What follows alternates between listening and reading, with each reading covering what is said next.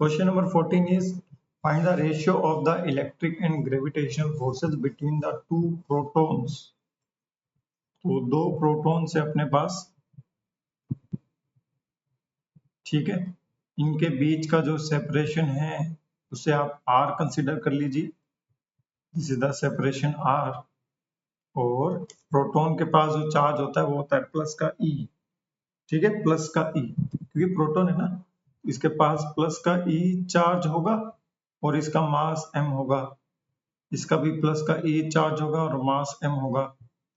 तो e का value तो आपको पता है 1.6 इंटू 10⁻⁻19 कूलम, और प्रोटॉन का जो मास होता है इलेक्ट्रॉन से ज्यादा होता है, 10⁻27 वाला फॉर्मूला आएगा यहाँ पे 1.67 इंटू 10⁻27 kg, है ना, -31 इलेक्ट्रॉन वाला। तो यहाँ पर दो फोर्सेस लगेंगे, एक तो इस पर लगेगा force due to gravity attraction वाला फोर्स, और एक लग जाएगा रिपल्शन वाला फोर्स, कुछ इस तरीके से। हाँ, they may be in equilibrium, ये इक्विलिब्रियम में हो सकते हैं if electric force and gravitational force are equal to each other, they may be in equilibrium, ठीक है। तो हमें निकालना है इलेक्ट्रिक फोर्स और ग्रेविटेशनल फोर्स का रेशियो।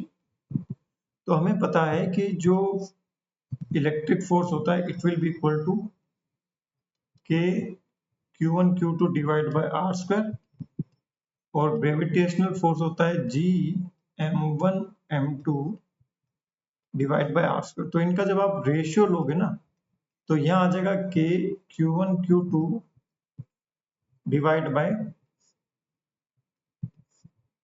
g m1 m2। तो वैल्यूज पुट कर लो, k की वैल्यू होती है 9 इंटू 10⁹, q1 q2 यानी 1.6 इंटू 10⁻⁻19, दोनों का चार्ज सेम है तो whole square, divide by 6.67 into 10⁻⁻11, ये ग्रेविटेशनल कांस्टेंट की वैल्यू होती है, याद रखनी है आपको। m1 m2 1.67 इंटू 10⁻⁻27 kg का whole square, then what will you get? You will get 1.23 into 10⁻36. So it is a ratio, this will be the right answer.